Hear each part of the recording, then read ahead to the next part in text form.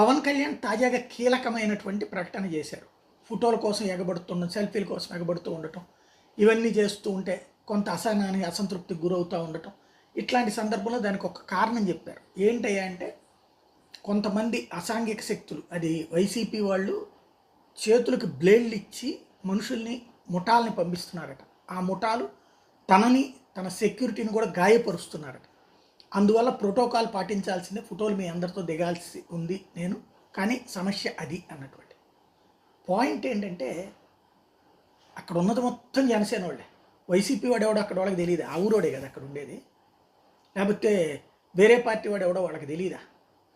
అసాంఘిక శక్తి అసలు చిన్న గాయం పవన్ కళ్యాణ్కి, ఈవెన్ జనసేన వాడి వాళ్ళ గాయమైనా ఊరుకుంటారా?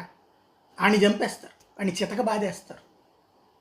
ఈ క్రిందటిసారి ఎన్నికలప్పుడు కనుక ఎవరో రాయి వేశారు, అప్పుడు చింతమనేని